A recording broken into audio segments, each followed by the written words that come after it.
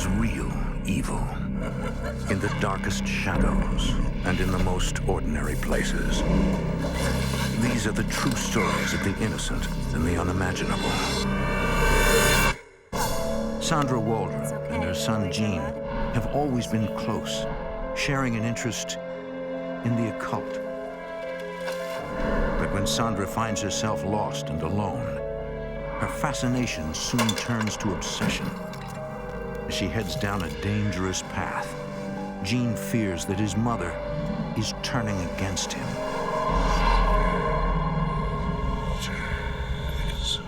Between the world we see and the things we fear, there are doors. When they are opened, nightmares become reality.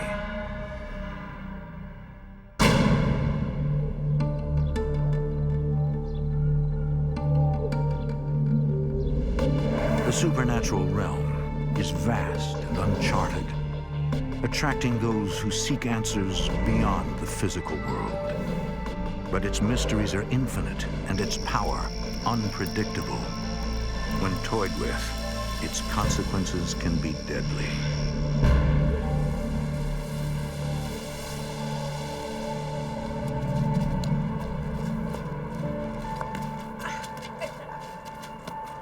The year is 1965. Sandra Waldron and her son Gene have just settled into their new home in Geneva, Ohio.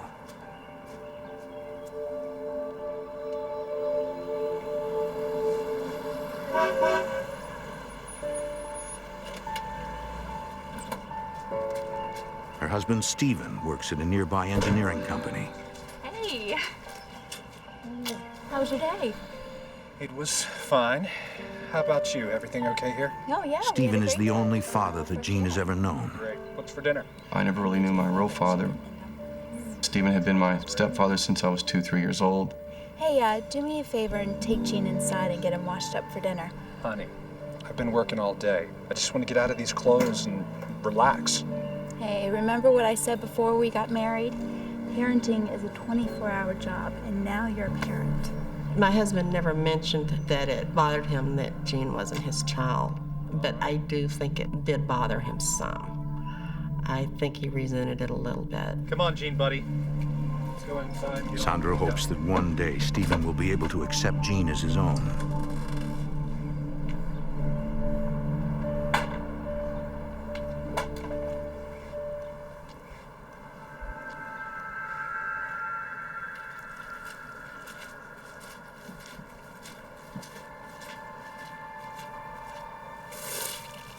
Sandra unearths an old cornerstone. Someone had died on our property, and it had been an old schoolmaster that had lived there quite a few years back. She's intrigued. She had no idea that her property was once the site of an old schoolhouse. Honey, what are you doing? Come on, let's eat. I'll be right there. And wonders how the schoolmaster passed away.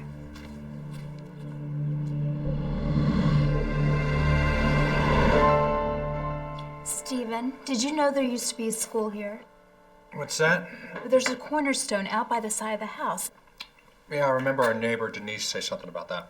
Sandra has always believed in the existence of spirits and their interaction with the living world. But how'd she say he died? My interest in the occult and the supernatural has been with me all my life. There's so much that we don't know. It just fascinates me. I want to know all I can about it. Wow. Sandra, please don't start with that hocus pocus garbage again. You know, you've been spending way too much time reading those weird books again. The supernatural is kind of taboo for a lot of people. My husband was more apprehensive about those things than I was. Perhaps if you spent more time taking care of the house, that'd be a good idea. Stephen, I keep the house just fine. And I happen to think that my books are fascinating. Where are you going? What about dinner? Oh, I'm done with dinner. Honey, I'm just joking.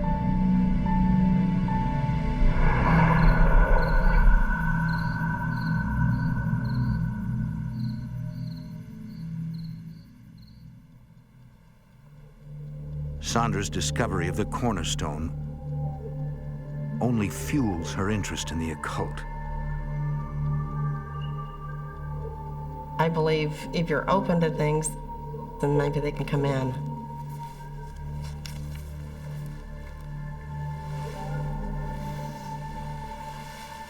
Hey, it's getting late. Why don't you put that book down and get to sleep?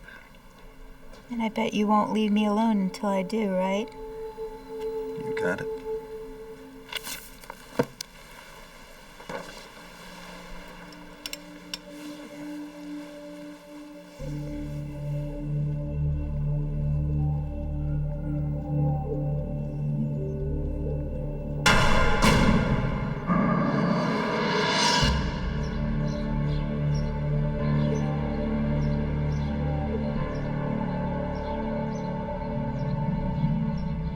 Over the next month, Sandra soon forgets about the old schoolmaster.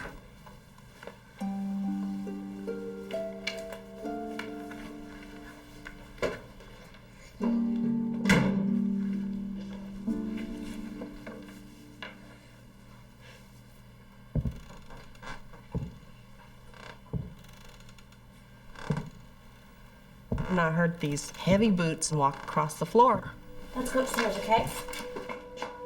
She assumes that it's Stephen, home early from work.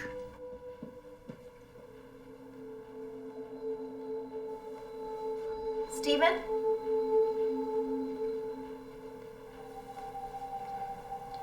I should put out your toys, okay?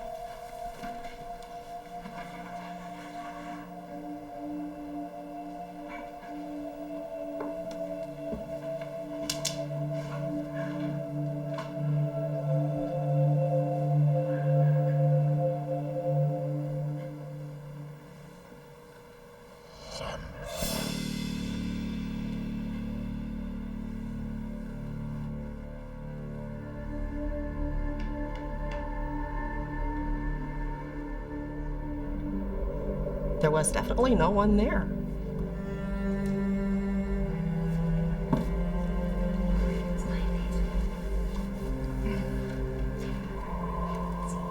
It maybe alarmed me a little bit, but I wasn't really scared. It just really piqued my curiosity. Because of her interest in the occult, Sandra wonders if she could have invited a presence into her home.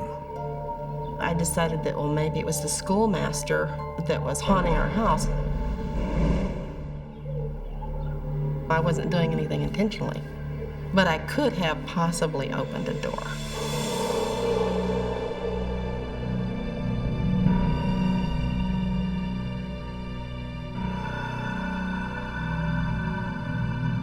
A few years pass. And Jean is now 11 years old. I'm sorry. That's okay. Boys are allowed to be boys.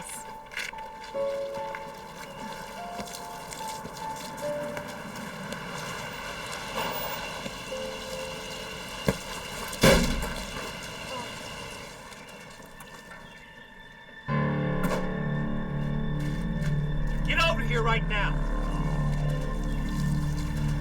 All my friends were terrified of my dad. If they were at my house playing and they saw my dad pull up, they ran. Everybody was scared of him. You see this? This is gonna cost money. I'm sorry. I'll work it off, I promise. That goes without saying. You'll work every weekend cutting the grass until you pay for this. Jean's relationship with his stepfather never really develops. He was always angry and yelling at me. He never told me he loved me. He never said anything nice to me. And that was never good enough for him. Stephen, give Gene a break. It was an accident. He was just trying to have some fun with his friends. We could all use a little more fun around here. Sandra, this is gonna cost me an arm and a leg to fix. Your son has no concept of money. Stephen's ambivalence towards Jean begins to put a strain on their marriage. I'm sorry. I meant our son. It's been a long day. Why don't you go inside and I'll be in a while to fix dinner. My husband was very critical of Gene. It was painful for me. I loved my son, and I wanted him to feel more comfortable at home. Tell you what, there's a scary movie on tonight. How about we watch it? Okay. Okay. As Stephen grows distant, it only brings Sandra and Jean closer together.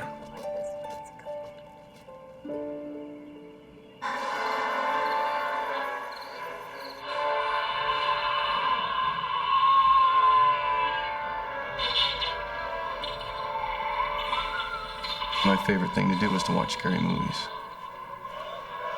When we were watching movies together, we'd turn the lights down, get some popcorn and just make an evening of it. It was just a lot of fun, being scared.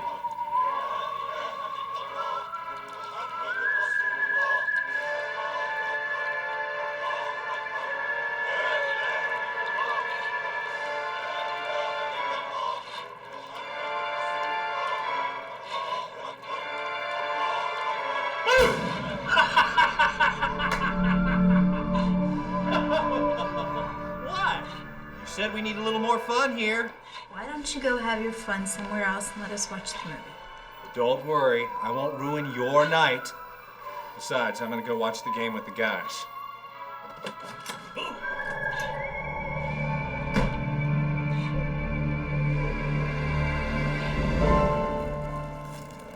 So, how are things with you and Stephen lately? The next day, Sandra and Jean go over to their neighbor Denise's house. Hey, Jean. Can you go home and get that can of beans out of the cupboard? Okay, Mom. Okay, and hurry up, because we're gonna eat soon.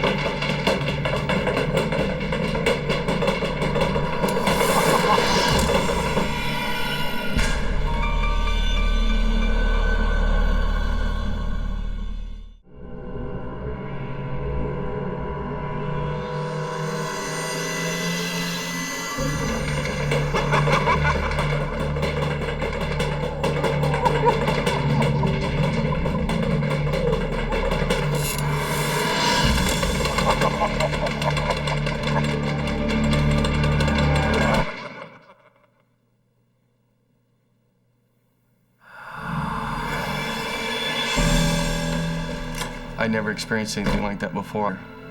I just felt that there was something evil in the house.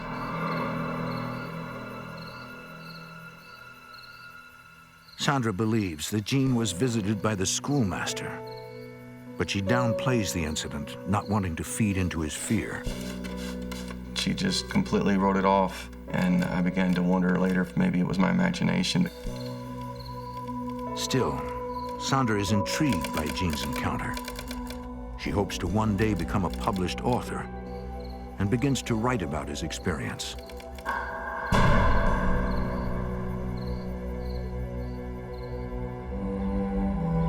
After a few weeks, Jean soon forgets about his unexplainable encounter. Woo! Yeah! Instead, Jean has been eagerly awaiting for the boat trip that Stephen has planned for this day. What are you doing in that boat?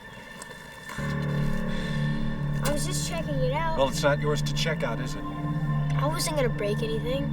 I was just sitting in it. Well, then get out of it. You got no business being in there in the first place. Whenever I was around my stepfather, you were walking on eggshells. And you knew if you just said the wrong thing, he was going to explode. And you have no respect. I go out of my way to get this boat so I can make your mom happy and take you fishing. And what do I get? Maybe I shouldn't go then. Of course you're going. You've been looking forward to it all week. He's just gonna yell at me. I don't want to go. Please don't make me go. Okay.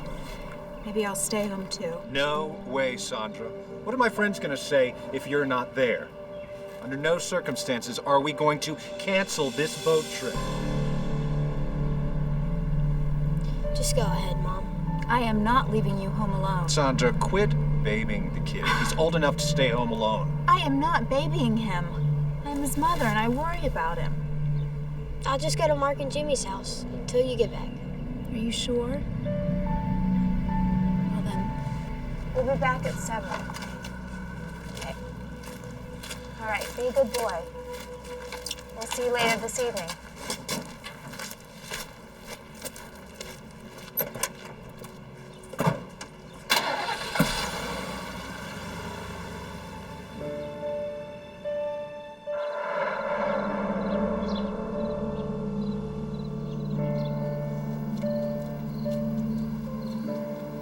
Gene returns from his friend's house and sees that his parents are still out for the night.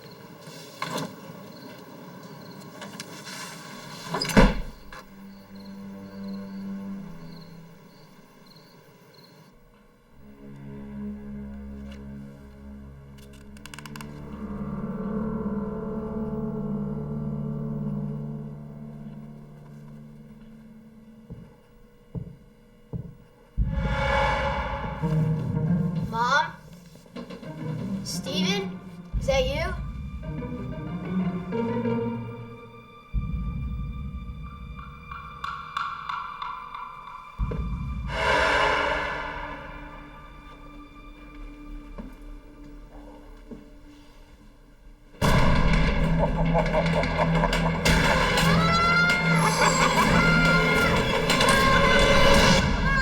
Gene, stop yelling! Gene, stop yelling! What's going on? Tell me what happened. Tell me what's going on. Gene, it's okay. It's okay. We're home now. For crying out loud. You were right. We can't leave the kid home alone. Stephen, do me a favor and just get out of here so I can see what's going on. It's okay, Gene. Gene tries to explain to his mother what he saw. I saw a tall, thin man. And his face was all red and disfigured, and it just terrified me. Why am I seeing these awful things? There's something I should have told you a long time ago, but I didn't. I've got something to show you.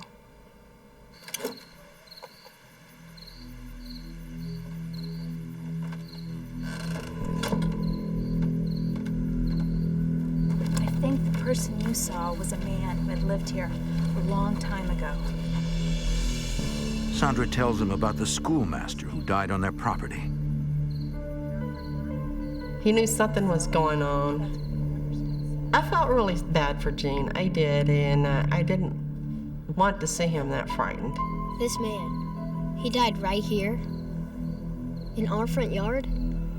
I think so. At least She goes on to say that she has had many encounters with his spirit and has never felt threatened by his presence. Baby and nothing has ever happened. Sandra figures that Gene is just overreacting because of his age. Think of it like one of those scary movies that we like to watch. And they're really scary, but in the end, it's just a movie. Gene eventually accepts his mother's explanation. She made me feel so much better and not be so afraid, because I knew that my mother was there for me and wouldn't let anything happen to me.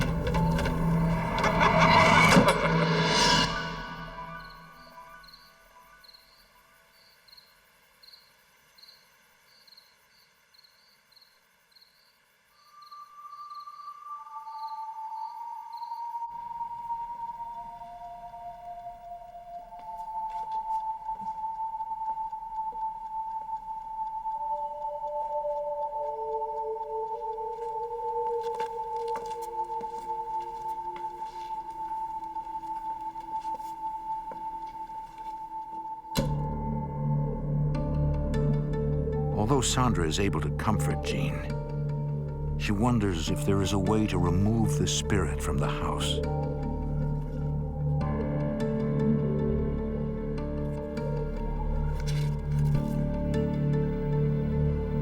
Honey, where are you? Oh, I'm in the living room. Just give me a second, Stephen. I'll be right up.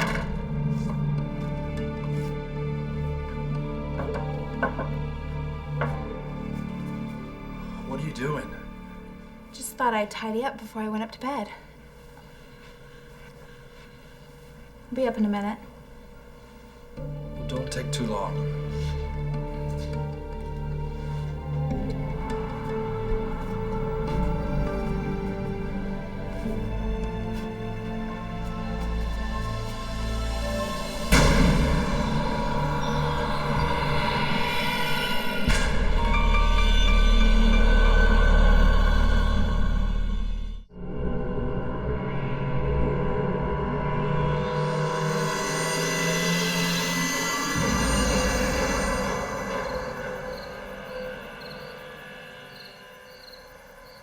Jean does not see or hear from the schoolmaster again.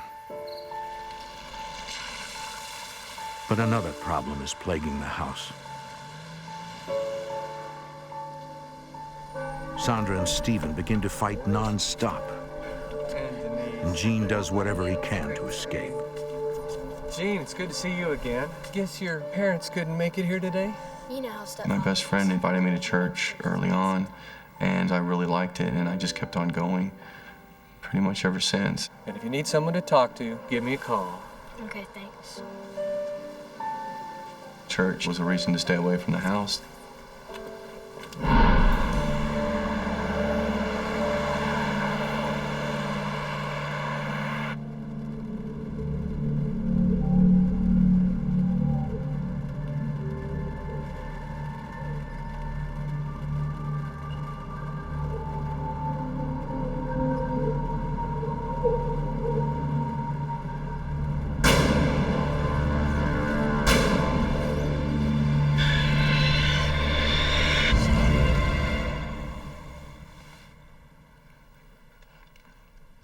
For weeks, Sandra has the same dream over and over again. The dreams were usually much more vivid to me than regular dreams. And she wonders what these recurring images could possibly mean.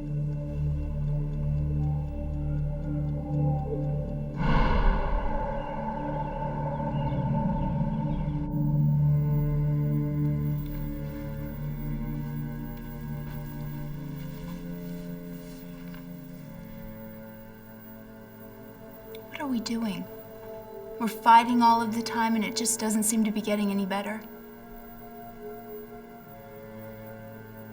We cannot go on like this. You're right, Sandra. We have grown apart. I've been denying it for so long. I can't do it anymore. Stephen, it's over.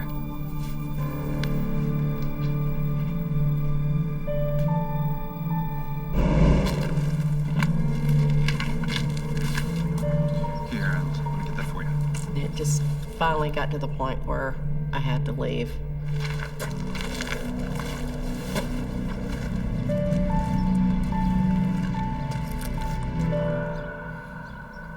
Well, I guess this is it.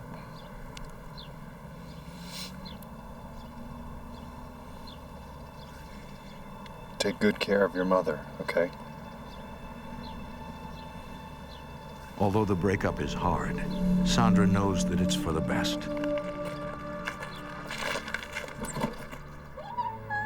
I felt it was a good thing. I was looking to start a new life, but I had no idea what lay ahead. I was hoping it was the right thing to do.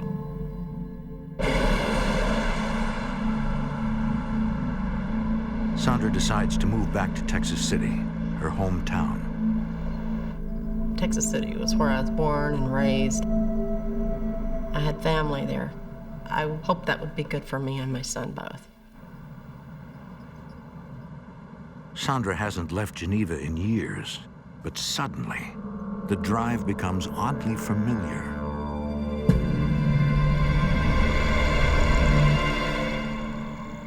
The dream was definitely an indication that I was going to be leaving. She now realizes that her dreams are visions of the future. I thought it was so obviously prophetic.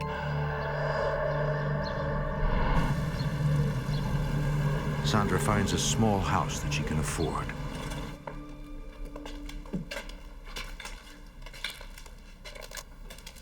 is this filthy thing doing in here? What's this?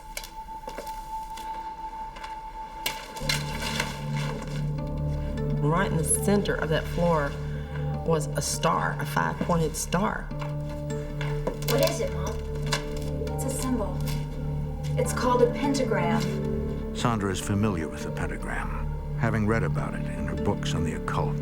What's it mean? It means different things to different people. She also knows that people have used it to practice witchcraft. When I first discovered the pentagram, I thought, wow, there were witches here. I knew that it would just depend, which way you use the star, whether it was good or bad. I'm gonna check out. I wondered, was this coincidence? Or had I, by some unnatural forces, come to this house? I saw it as a positive sign that maybe I was on the right path.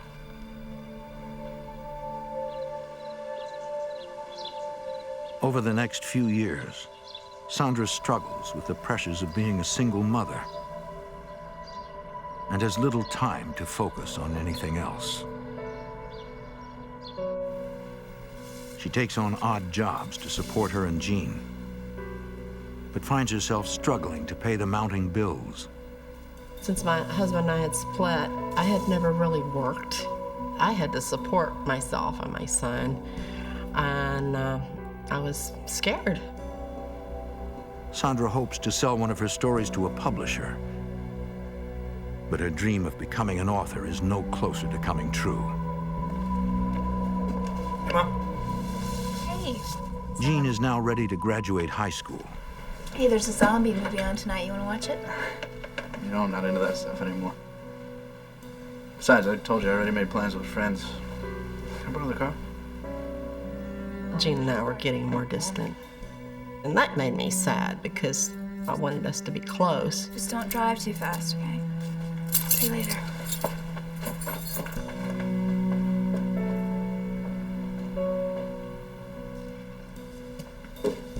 With Jean no longer around, Sandra finds solace in her books on the occult, which have always given her comfort. She is immediately drawn to Wicca, an earth-based religion that worships both a male and female deity. It was positive on the female side. Women were equal with men. I think that's one of the things that attracted me. She is also intrigued by the Wiccan belief that one can create change using the energy that surrounds them.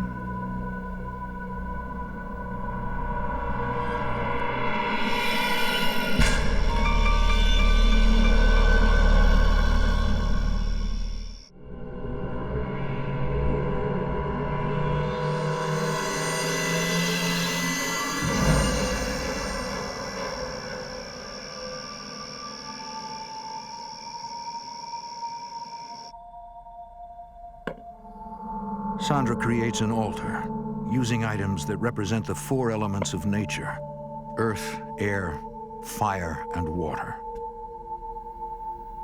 I didn't have anybody to teach me, so I had to learn everything on my own, through books primarily.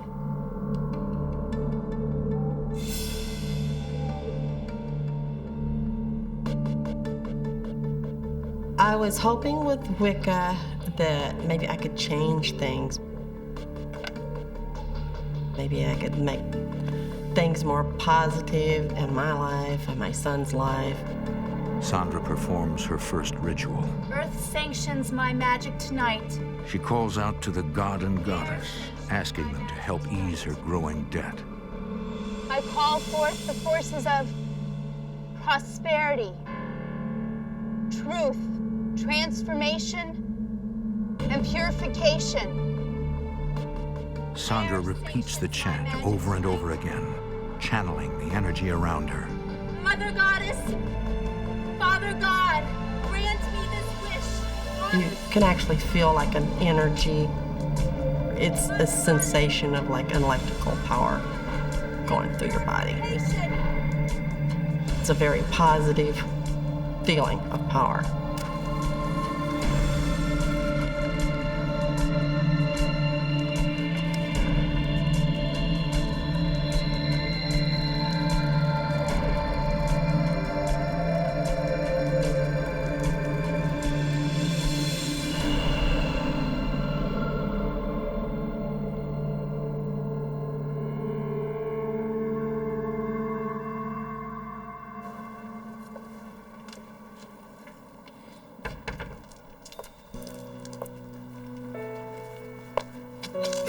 Weeks later, Sandra receives a letter from a magazine. They plan to publish one of her short stories and have included a generous paycheck. When my first ritual worked, I was hooked. It made me feel like I had some kind of control over my life, that I can make things change when they go wrong.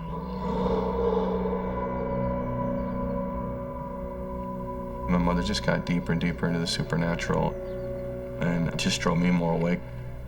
I'd been scared to death when I was a kid, and I was afraid that something was going to happen.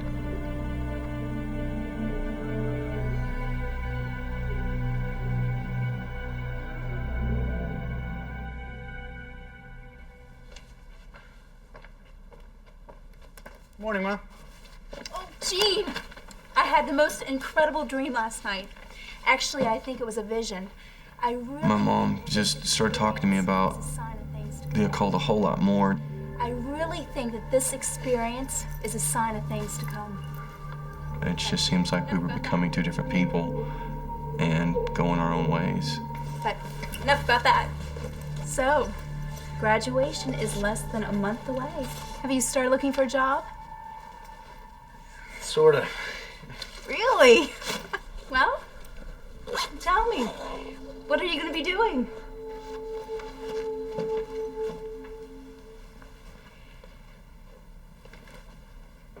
I signed up with the Air Force.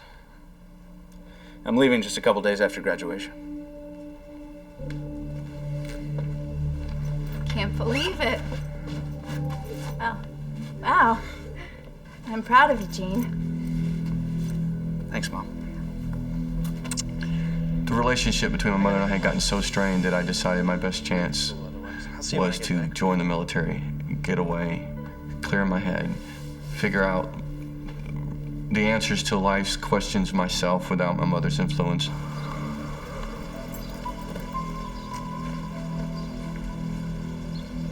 Soon after Gene graduates, he leaves to serve in the Air Force.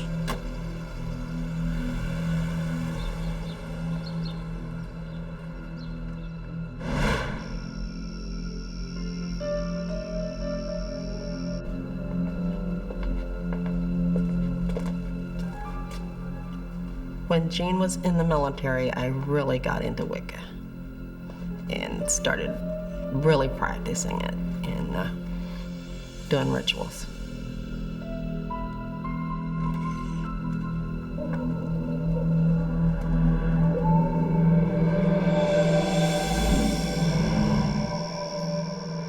Over the years, Gene slowly loses touch with his mother.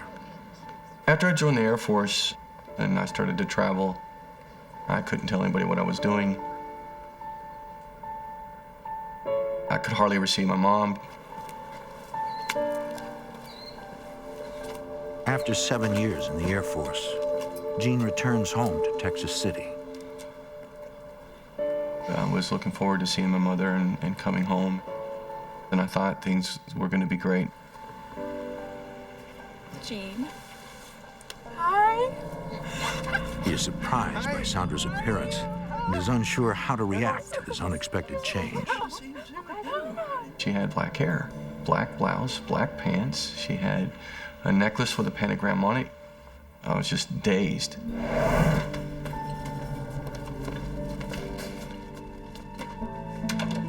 I'm so glad you're finally home.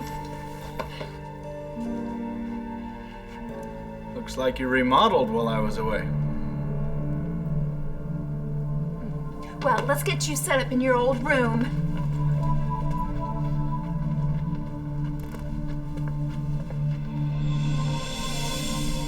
just as you left it.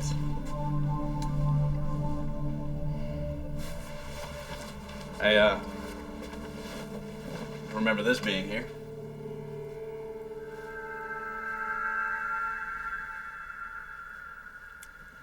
Well, I'll leave you to unpack, and dinner will be in half an hour.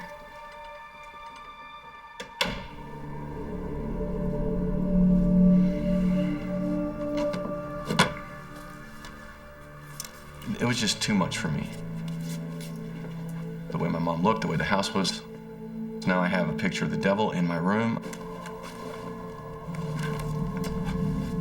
My last couple years in the military, I started to really go to church. And so by the time I got out, I was a very devout Christian.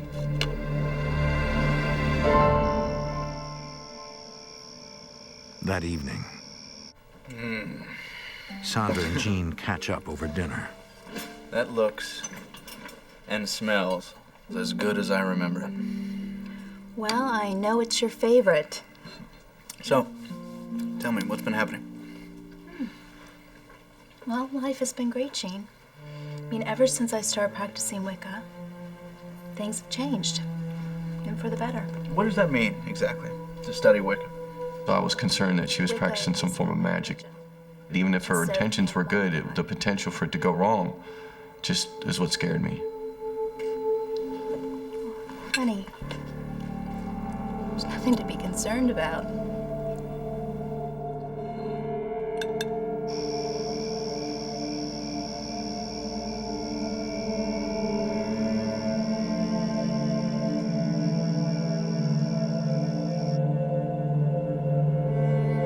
Thank you for your blessing. My gratitude is endless. Continue to protect us, especially Jean, now that he's in your watchful eye. As I receive your energy, now you receive mine.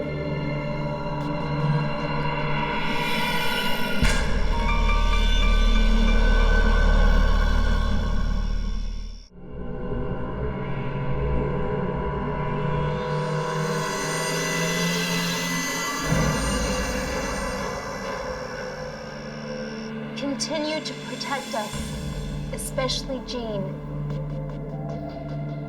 As I receive your energy, now you receive mine. My gratitude is endless. As I receive your energy, now you receive mine. Thank you, great goddess.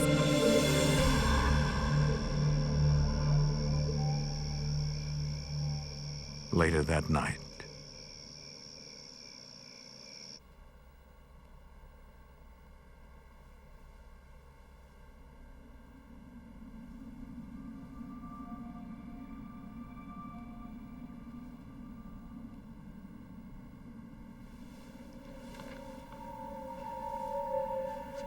I thought, what was it? And I thought maybe it was just headlights shining in the window.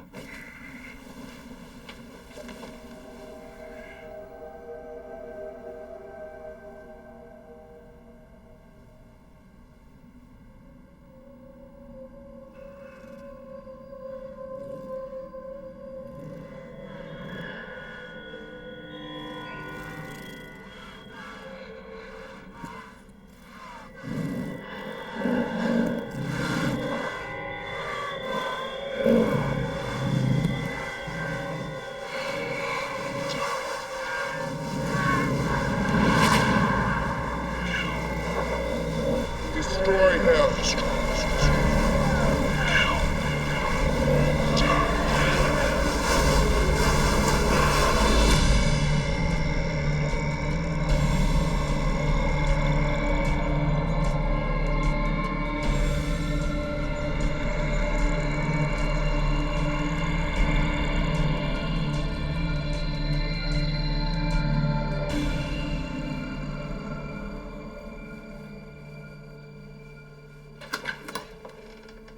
Jean, and where have you been? I've been worried sick about you. Worried sick? Really?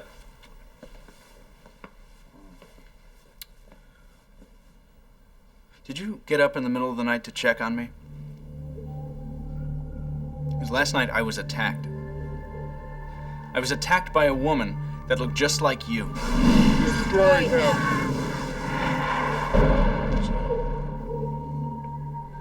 Jade, I have no idea what you're talking about. Mom. It wasn't me, I promise you that. Mother, I'm scared for you. I'm scared of what you've let in. You're opening doors you don't know how to close. Gene, I'm not doing anything wrong. Mom, you're in over your head. You've got to stop this right now. I don't know what to tell you, other than I love you and I would never do anything to hurt you. You know this, right? I don't know anything anymore. I gotta go. I need to clear my head.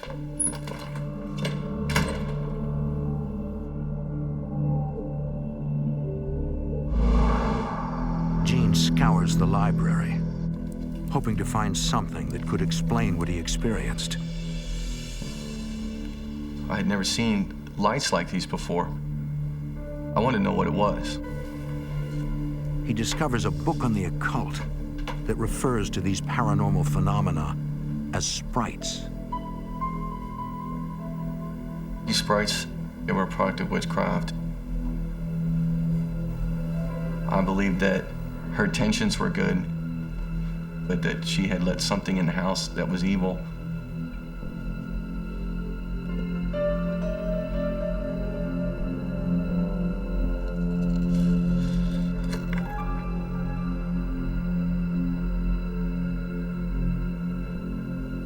I didn't want to go back, but I realized my mom was in trouble.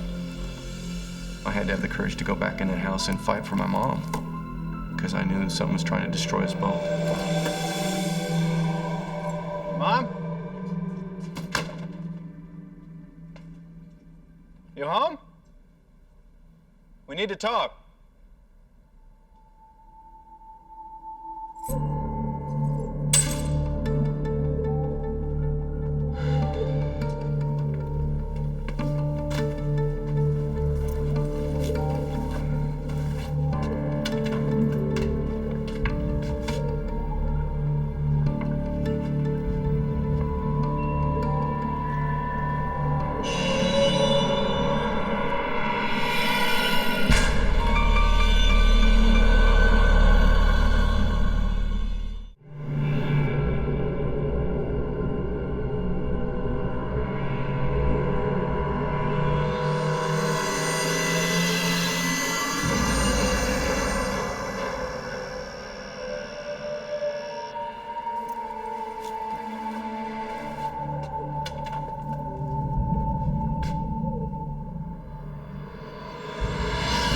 When I saw my cross in a pentagram, I was furious. I cannot believe you, Mother.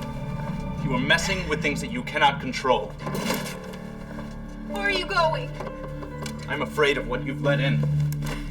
And I'm not gonna stick around to see what happens. I thought my mom was casting spells on me. Gene now believes that the schoolmaster was really an evil entity that his mother may have conjured up many years ago. Something came into my mother's life when I was a child and tried to show her dreams and tried to take her down a path into the occult.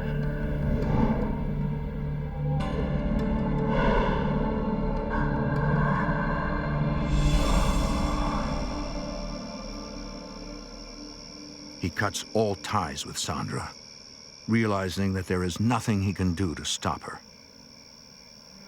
I felt that my mom was too far gone. The more I talked to her, the more I thought that she was lying to herself, lying to me. So I finally left.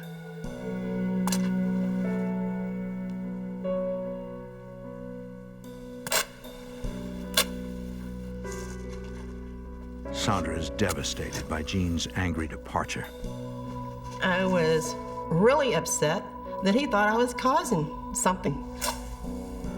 I could understand maybe why he would think I was doing it, because I said I was a witch. But she continues to practice Wicca, despite her son's warnings. I was going to do a dedication to Isis. Isis is the supreme mother goddess of ancient Egypt. She is also considered the most powerful deity of the pantheon. Great goddess Isis, I dedicate myself to you. In this place of power, I open myself to your energy. Great goddess Isis, make me one with your spirit. I dedicate myself to you. Sandra prays to Isis, believing that she can guide her through this turbulent time. In this place of power, I open myself to your energy. I open myself to your energy. Great goddess Isis, make me one with your spirit. I dedicate myself to you. Goddess Isis, I dedicate myself to you. Goddess Isis, I dedicate myself to you.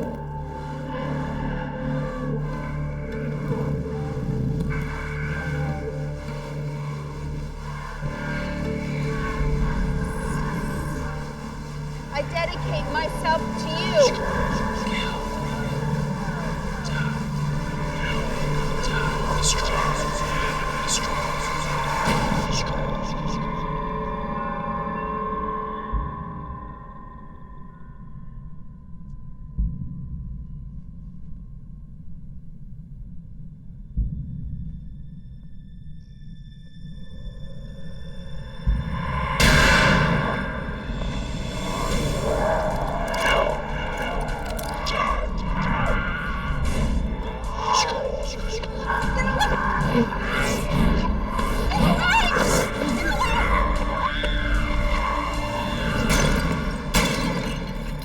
Destroys the altar, hoping that it will close the door to the other side.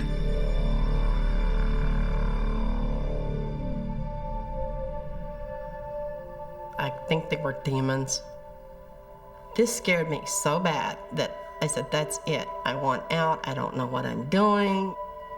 It was definitely something I couldn't control. You're messing with something that is beyond our comprehension.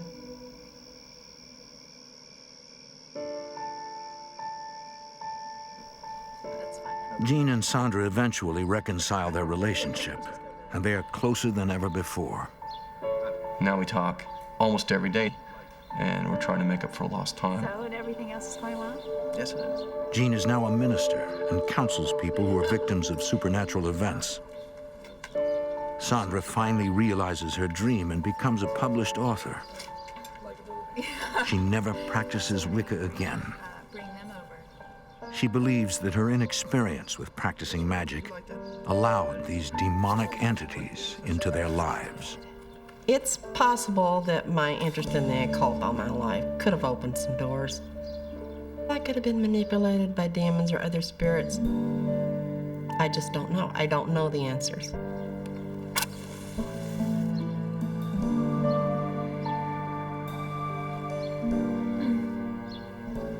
I believe that it started out as one evil spirit that just became many and tried to destroy our lives.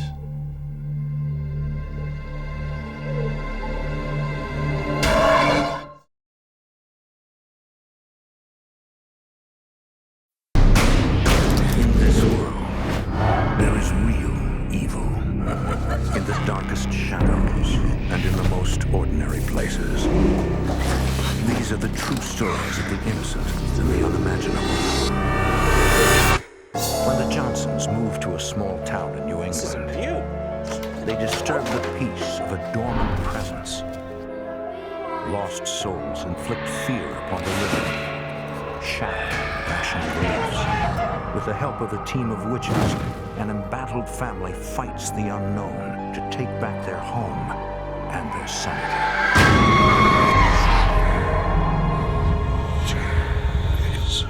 Between the world we see and the things we fear, there are doors. When they are opened, nightmares become reality.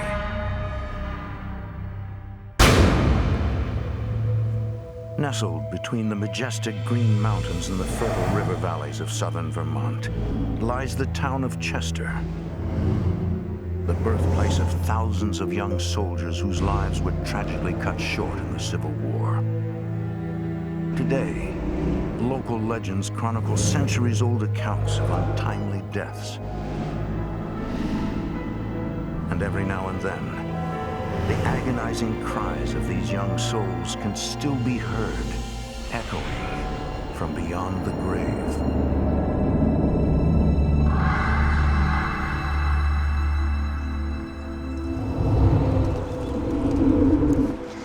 The year is 2005.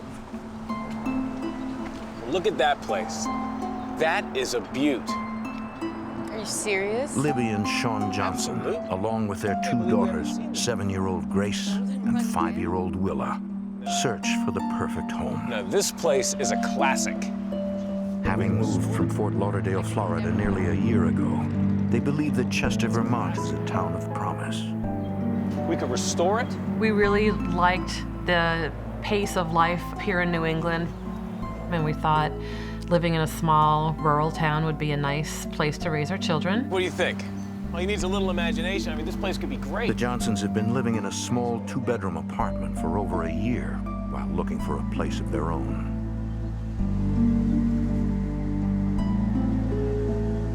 Hi, this is Sean Johnson. I'm over at the house on School Street. Yeah, I was wondering if we could see it today.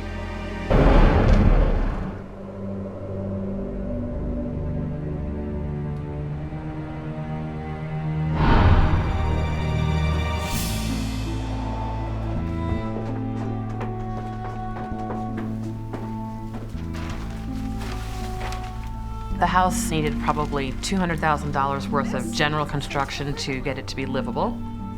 Sean was the eternal optimist and was so excited. It's got great bones. What? The house, it's solid as a rock. I, on the other hand, was thinking, I could never live in this house. It needs so much work. I don't know about this, Sean. This place. She wanted a finished product.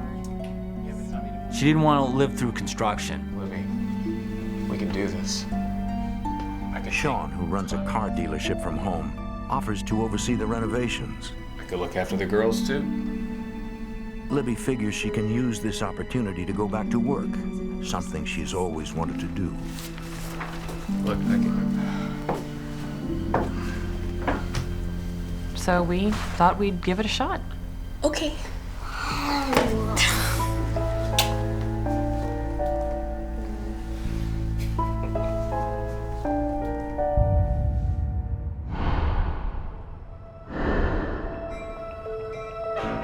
Over the next few months, Sean continues to assist with the construction and manage his business from the apartment, while Libby takes a job as a secretary at the local elementary school.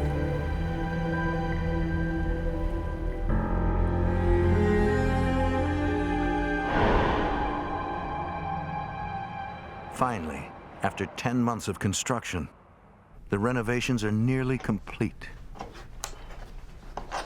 Hey, Freddie, how's it going? One afternoon, Libby checks on the workers during her lunch hour. That's okay. I just wanted to see how you guys were doing. Great, moving on.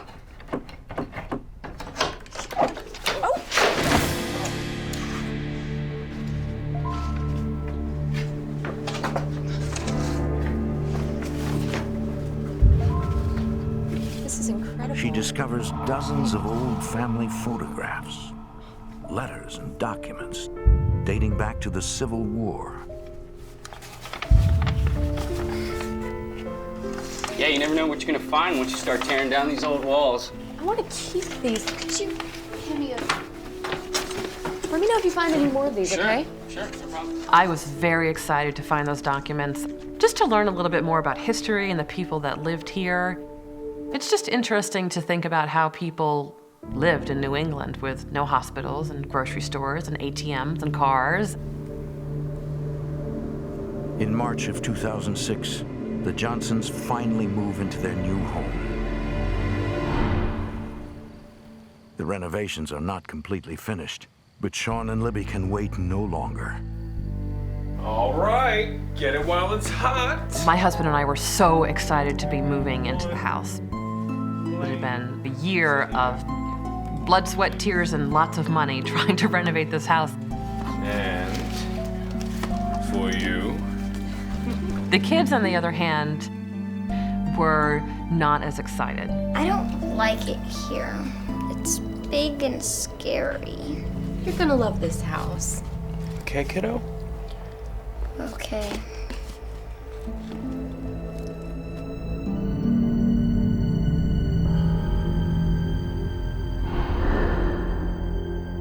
After an exhausting move, the family settles in for the night.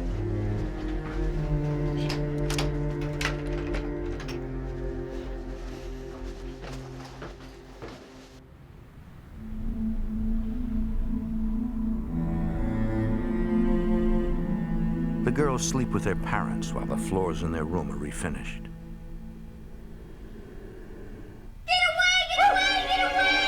It's all right, honey. Just wake up. It's okay. It's okay, honey. Wake up. It's just a dream. Grace, wake up. It's okay. It's all right. There's someone coming after me. She saw a person come into the room with strange-looking eyes and was coming toward her. Oh, it was just a dream, Gracie. Hey, you want to sleep in our bed tonight? Come on. I just thought it was, you know, her nerves from being in a new place.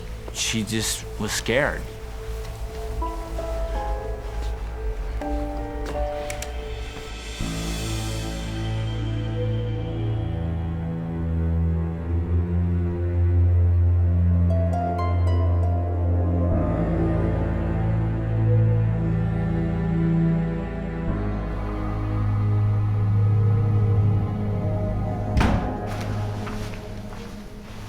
What was that? Did you? I thought I heard the door shut. I heard a door slam. And then I heard another door slam.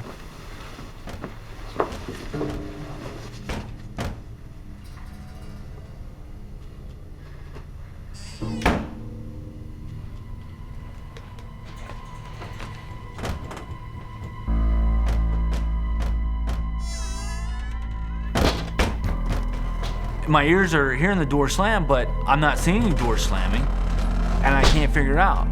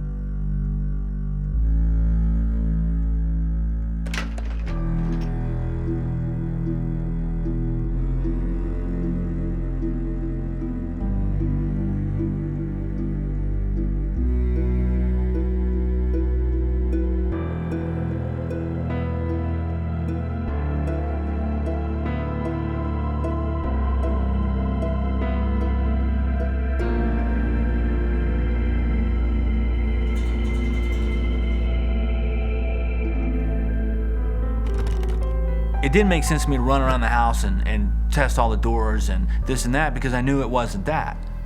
But you don't know what to do.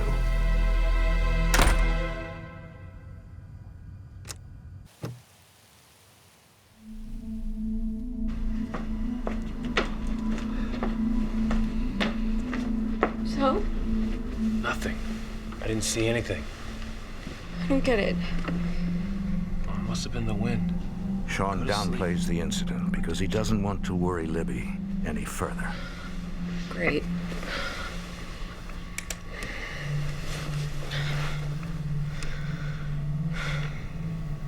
Don't you think it's weird the girls never woke up?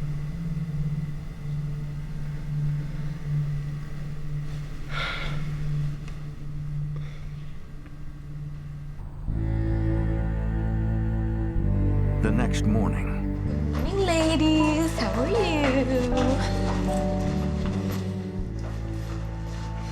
I'm telling you, Sean, it's not normal. No, I didn't say normal.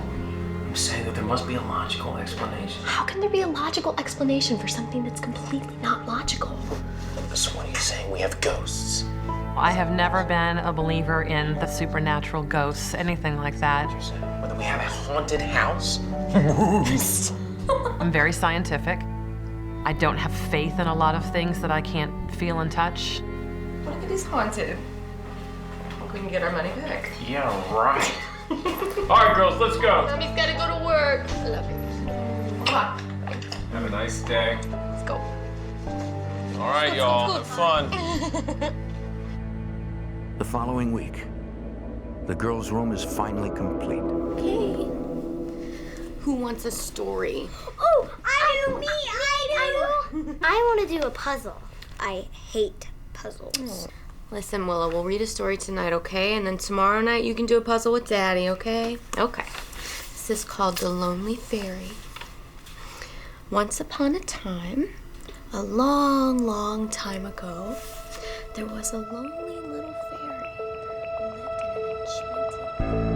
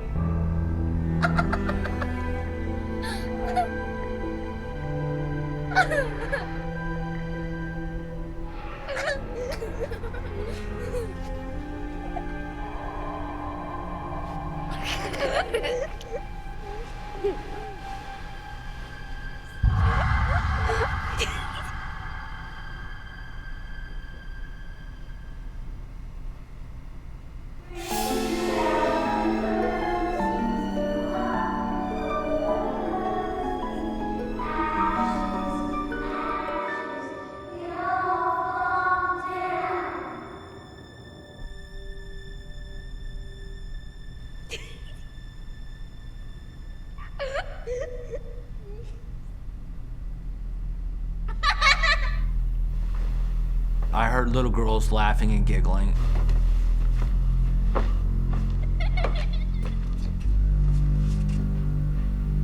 And as soon as I opened up our bedroom door, the voices stopped.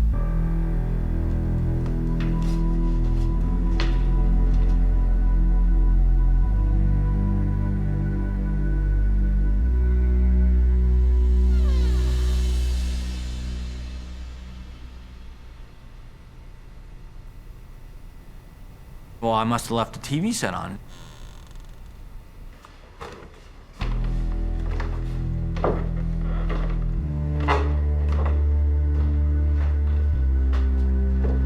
And then everything was quiet. I thought, well, maybe I was just dreaming that.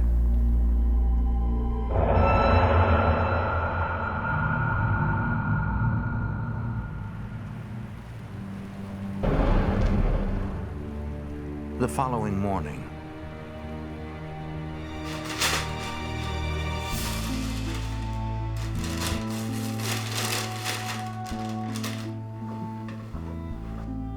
Grace, Willa, come on, girls. You're gonna be late for school.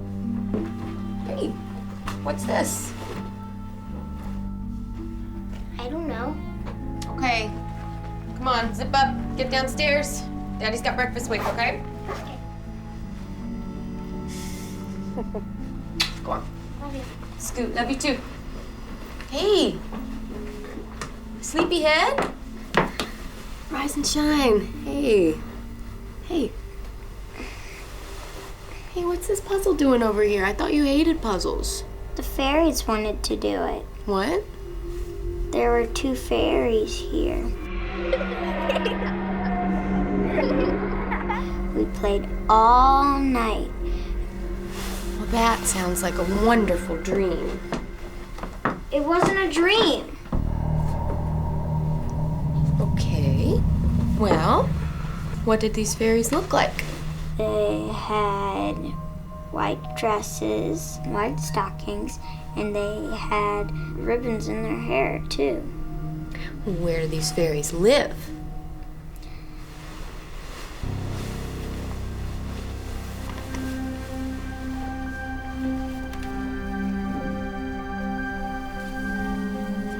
They live under a tree in their yard.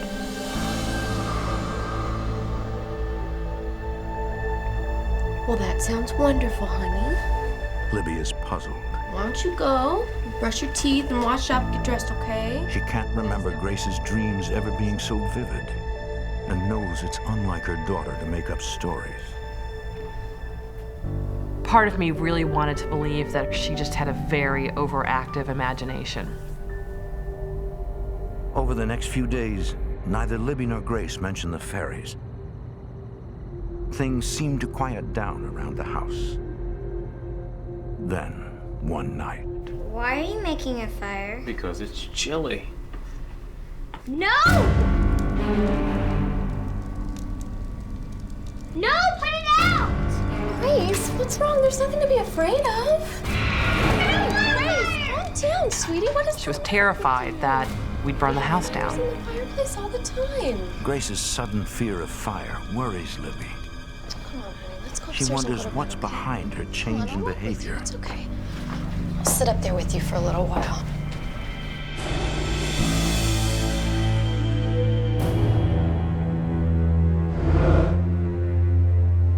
In the days that follow, Libby manages to forget about these strange incidents and settles into a normal routine.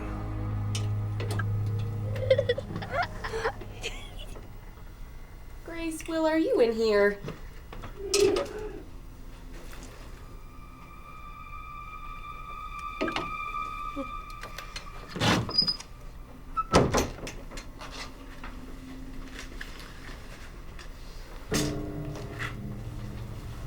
I could hear young children giggling. It made me feel really uncomfortable. I didn't really know what to think. Grace, Willa, are you guys up here?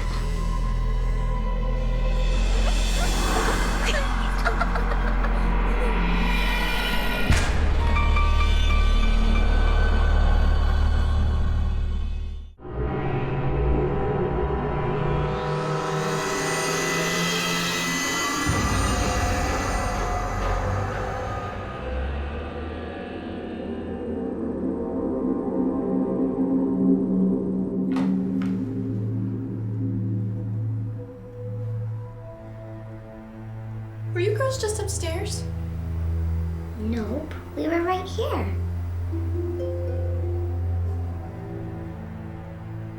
Grace, what is this? What is this a picture of? It's our house, and that's the fire. Grace had drawn our house on fire.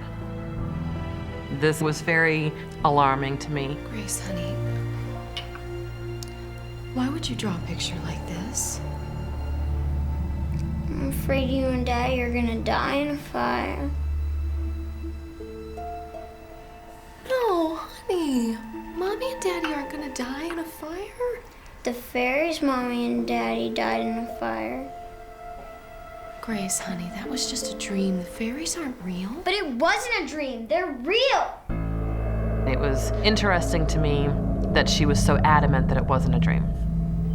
I'm beginning to wonder maybe if there's something coming into play that isn't natural. We've had too many things happen in the house to just write them off as random events.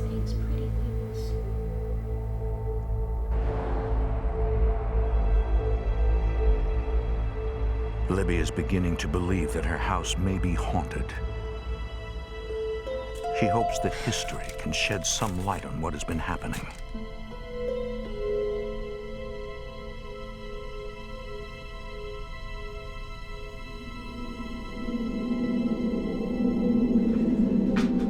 Hey, what are you doing up here? What's that? Stuff the workers found when they were up here renovating. I decided to try and figure out, you know, if these two fairies that Grace is talking about happen to be little girls that used to live here, if there was a fire in the house at some point. I'm sure you're overthinking this whole thing. There were many moments when Sean tried to talk me out of believing that something paranormal was happening. We both really wanted it to be something natural. But whatever it is, I think we should keep the whole thing quiet. Being the new people in town, I was concerned about airing too much. Look, I'm just trying to figure this out. I'm starting to think I'm going crazy. Okay, look, I'm gonna take the girls for a walk. Do you wanna come? No, you go ahead. I've got some errands to run. Okay.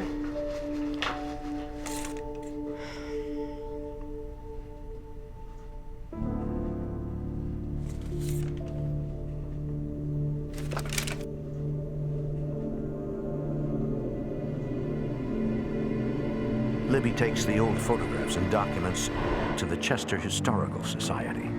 Now, it says here that that old house was used as a barracks during the Civil War. I was actually wondering if there was any record of any fire. Unfortunately, Libby doesn't receive the answer she's looking for. The director finds no evidence of a fire on her property. I've seen any evidence of a fire. Yes, What about these photographs? Do any of these people look familiar to you? I don't know. Let me take a look. Yeah. Oh, look at that. There seems to be something stuck here, isn't it? Well, let's see. Oh. He tells Libby that this is an early 20th century photograph of Chester's Civil War veterans. Picture of the 50th anniversary of the Gettysburg Battle. Who are the girls? Well, I don't know, but they certainly don't seem to belong there. It's strange because these girls match to a T a description of the fairies that Grace kept talking about that would go into her bedroom.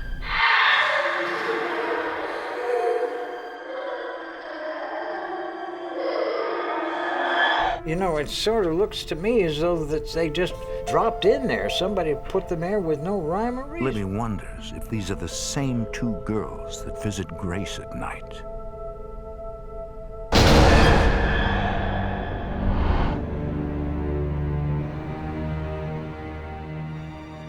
Libby remains calm for her family. You give me a kiss goodnight? Yes, come here. Mwah. Go on. Hey, honey, can I show you something for a second? Just pop over there. I want you to do something for me, okay? Now, I'm gonna show you this picture, and I want you to tell me if you see anybody in it that you recognize. The fairies! I was not surprised that Grace said that. I just knew that those little girls who were in the photograph had something to do with the house. Hey, Grace, come on. Why don't you go upstairs and get ready for bed, huh? I'll be right up in a minute.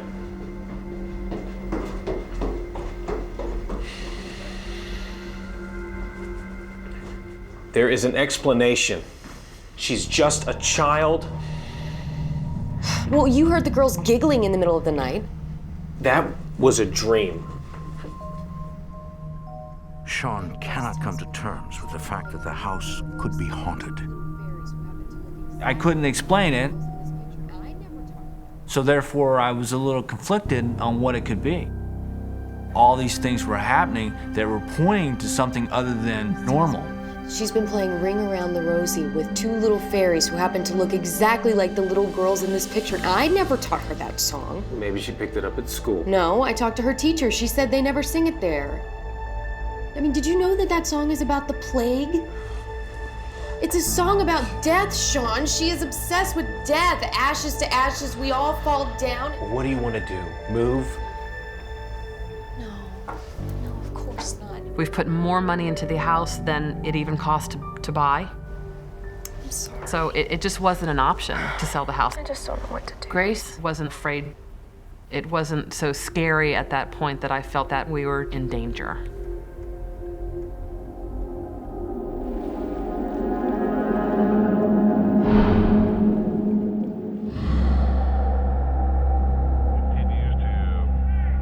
Sean, when you heard the door slamming, did it wake you up? Libby begins a record of her experiences. When you heard the door slamming, were you awake or did it wake you up? I don't know. Sean. I was asleep. It woke me up. Okay, well, what about when you heard the girls giggling? I wrote down the time, the weather, what was going on in our family, if anyone was sick, if there was any kind of unusual tension or stress. I really wanted to make it as scientific as possible. Sean! Jeez, Libby, come on. Can I just watch the game?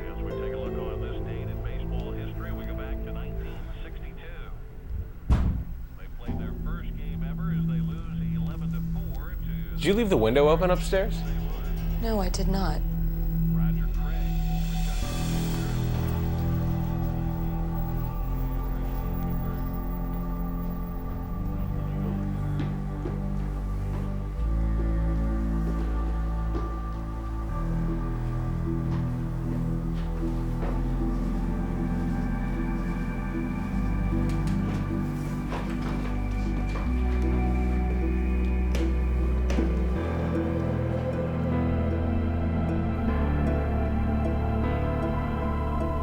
felt like I was being watched and like there was a presence in the room.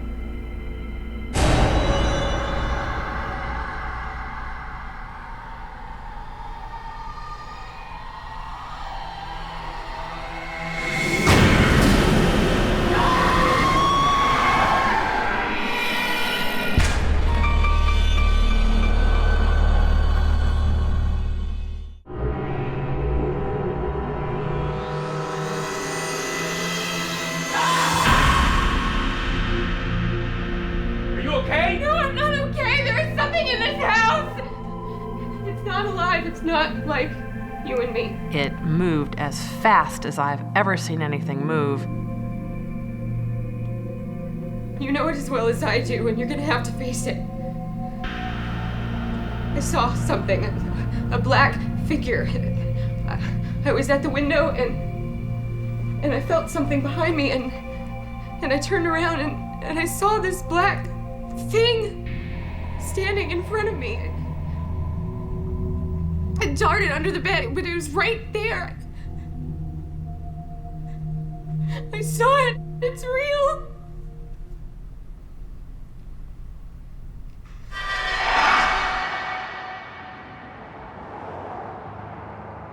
Libby no longer believes the ghosts are harmless and searches the internet for a way to remove the spirits. When I just thought, you know, why is this happening? Should we really believe in this? She learns she can remove the spirits by smudging the house with sage. Smudging is a Native American ritual where sage is burned to cleanse a space of negative energy. It sounded a little far out, but at this point I was feeling really like, well, what can it hurt? It's gotta help. That day, Libby finds a local store that sells sage. Excuse me. May I help you? I was actually wondering if you have any sage? I was a little bit embarrassed by the whole sage smudging idea. It's just not something I would normally try. Okay, did you want a bag or did you want smudge sticks? Smudge sticks. 2, actually. They're gonna be $5 a piece.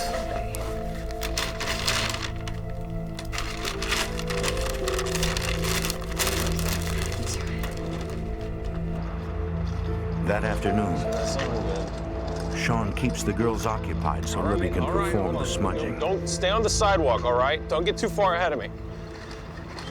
You sure you want me to stay with you? No, I'll be all right. You go ahead, okay? All right. All right. Hey! Come on, girls.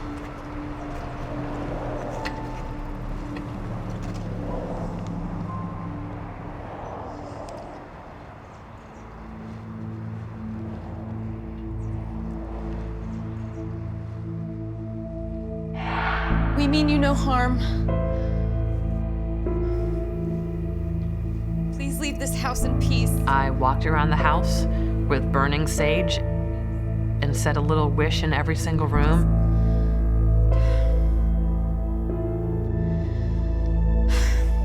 Please leave this house in peace.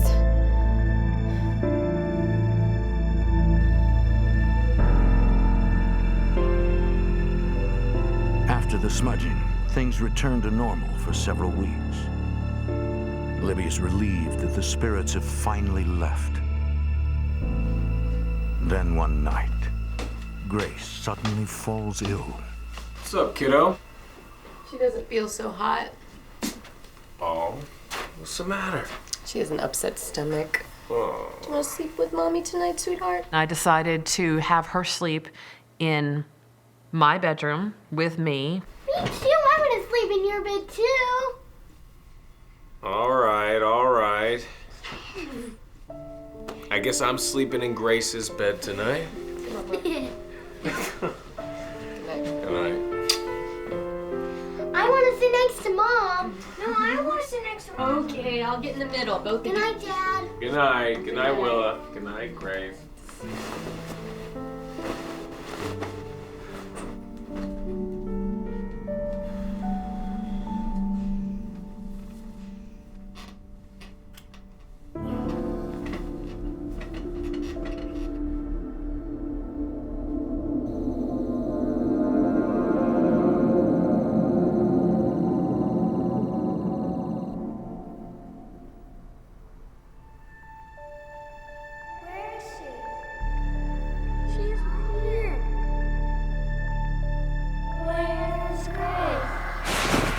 got really tight, like they were holding me down. Who are you? She's not here, she's sick. I tried to get up, and I couldn't move.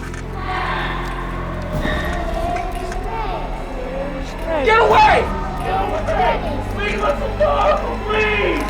Please leave us alone! Get away! Get away! Leave us alone!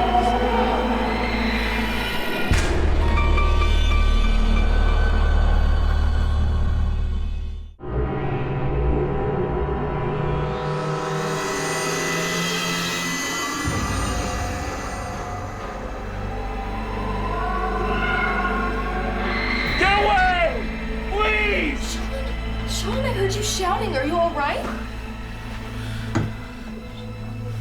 There's something in this house.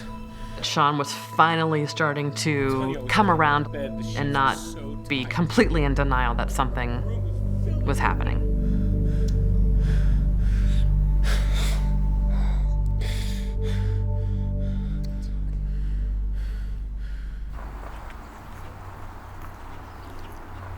The next day,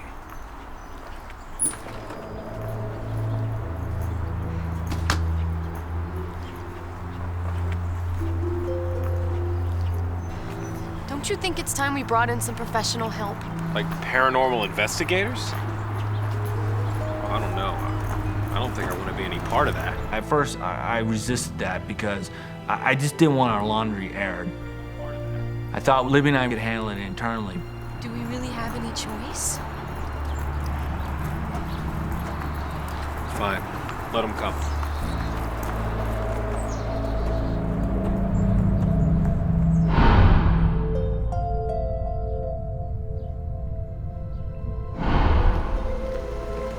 I think they're here. Libby contacts ISIS Investigations, a team that specializes in helping people who are experiencing paranormal activity. God, I hope we're doing the right thing. What you looking at? Okay, hey, who wants to get some ice cream? I know. Okay, come on. Leave that. You're doing good. We'll come back to it. As a safety precaution, Sean takes the girls out of the house during the investigation.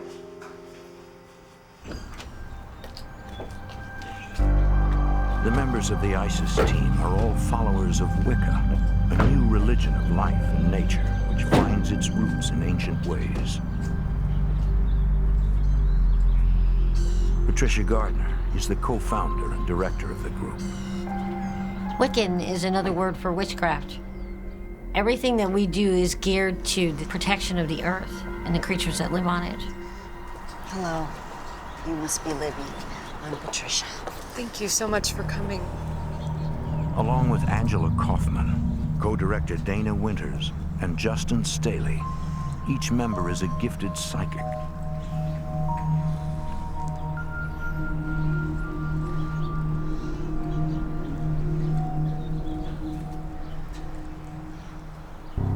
What are they doing? It looks like they've sensed something. It was a little startling to me that the first thing they did was to head over to this tree that I had never even mentioned before.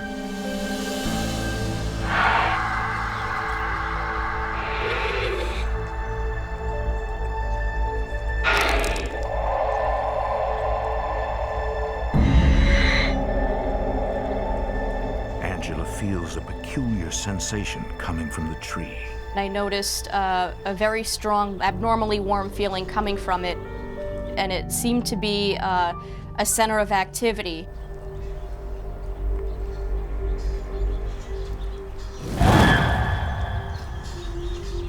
This is very sad. Something terrible happened here. Yes. I can feel it. The energies around the tree were very chaotic. We all felt that there was something very strange under or around the tree. Let's go inside. I'll explain everything.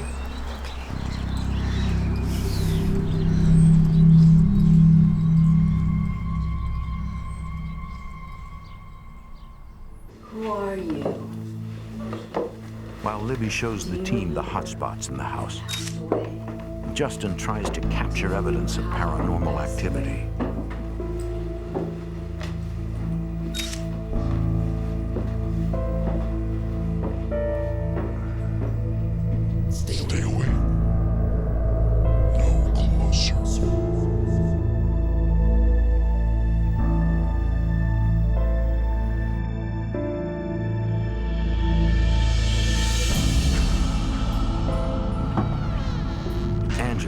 a psychic sketch artist, uses art to recreate images in her mind's eye.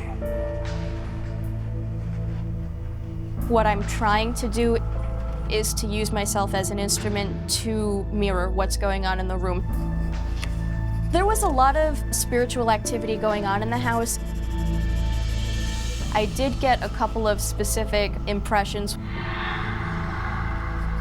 One being this figure in a Civil War uniform.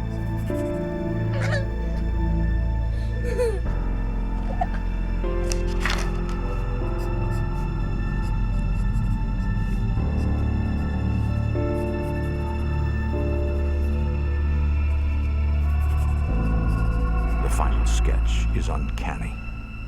It's the perfect illustration of the two girls from the photograph found in the attic. I got the sense that two little girls' spirits were kind of mischievous. They were just looking for someone to communicate with. Angela feels the impact of several spirits. The left part of my head started to hurt.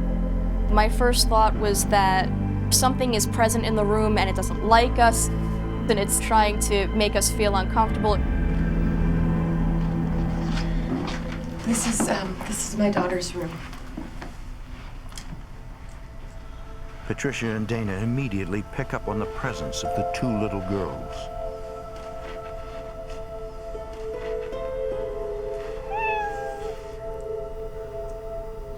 We assumed that it was the girls playing with the cat to let us know that they were in the room with us. That's so odd. That toy's been broken for months.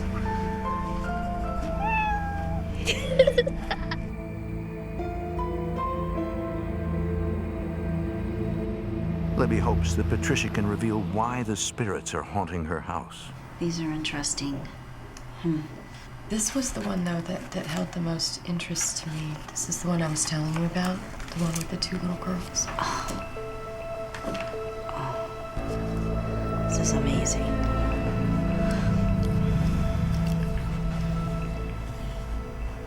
Patricia runs her hands over the images on the photograph. These are the little girls. As her fingers pass over the two girls, she senses a change in temperature. The warm feeling I'm sensing, means that they're still earthbound. Who are they? What do they want with my daughter? Patricia believes the girls once lived in the house and don't know how to cross over. But the presence of a fire remains a mystery. Negative. There are others. So many others.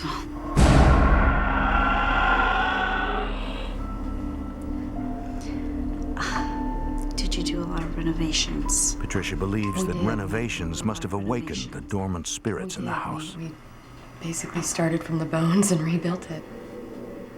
When you renovate things, even if something's been asleep for 100 years, that's the best way I know of to wake it up. Because they want to know what you're doing to their property. Because in their minds, it still belongs to them. We need to perform a ceremony, which will help some of the spirits here move on to another plane. Okay, what do we need to do? We'll perform what we call a magic circle, and then a crossing ceremony.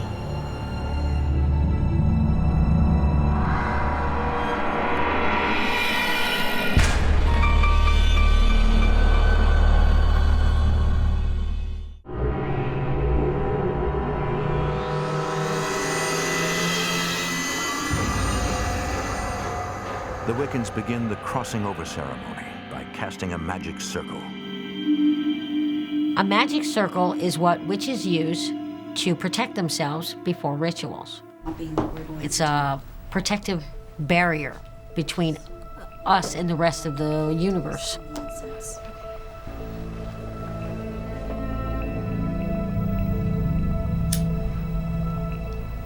Candles are lit to absorb negative energy in the house and replace it with positive energy.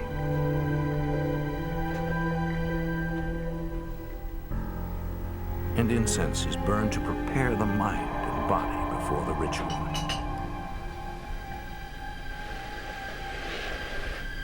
If we can now please all join hands so we can start the ceremony.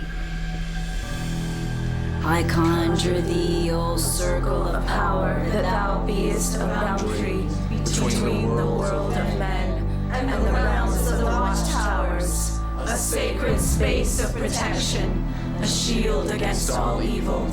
I conjure thee, O circle of power, that thou mayest a boundary between the world of men and the realms of the watchtowers, a sacred space of protection, a shield against all evil.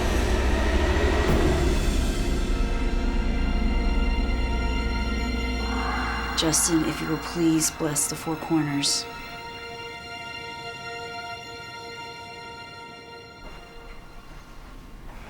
Ye gods of the watchtowers of the east. In Wicca, guardians, known as watchtowers, are called upon to protect the four directions of the circle. We call upon you to protect the sacred space. Ye gods of the watchtowers of the west, we call upon you to protect the sacred space. Ye lords of the watchtowers of the depths. During the ritual, incense is offered to the guardians in exchange for their protection. We can all close our eyes now and concentrate. Now protected by the magic circle, they begin the crossing over ceremony. We open a doorway so that the spirits can cross over to where they are supposed to be. For some of them, you pick up on their sadness or their fear.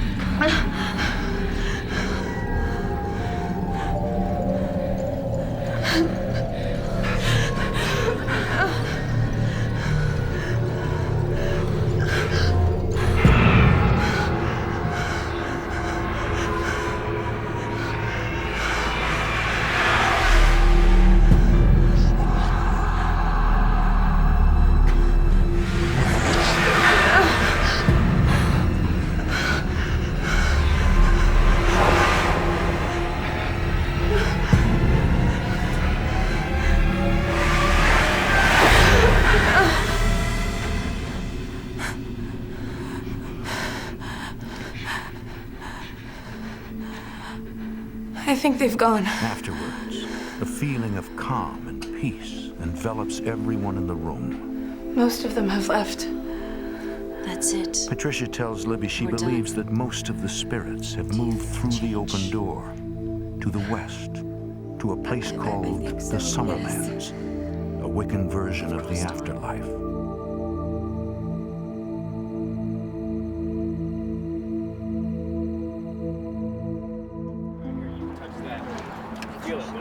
Things have returned to normal for the Johnson family. But they will never forget how their lives were touched by the supernatural. This whole experience absolutely changed the way I think about things. I do believe in a soul now, which was a huge revelation for me. I think it's really been sort of a gift to our family.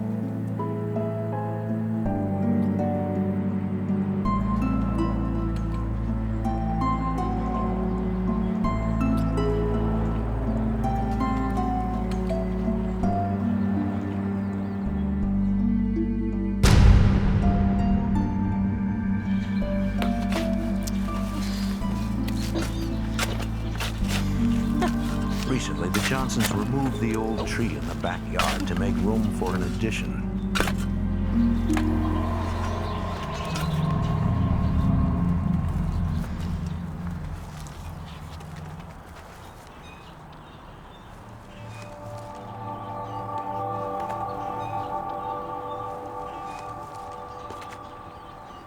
Libby, come here. You might want to take a look at this. Ooh, truce. What is it? Looks like there was a fire here. he found an old brick foundation that had been all burned out. There's even burnt clothes in the ground. Black ash, charcoal-covered wooden beams, and burned clothing indicates the presence of a devastating fire long ago. Grace was right.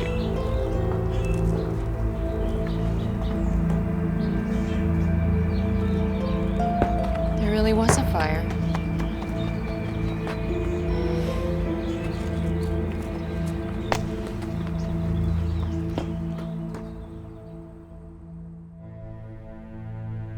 No human remains were ever found beneath the tree.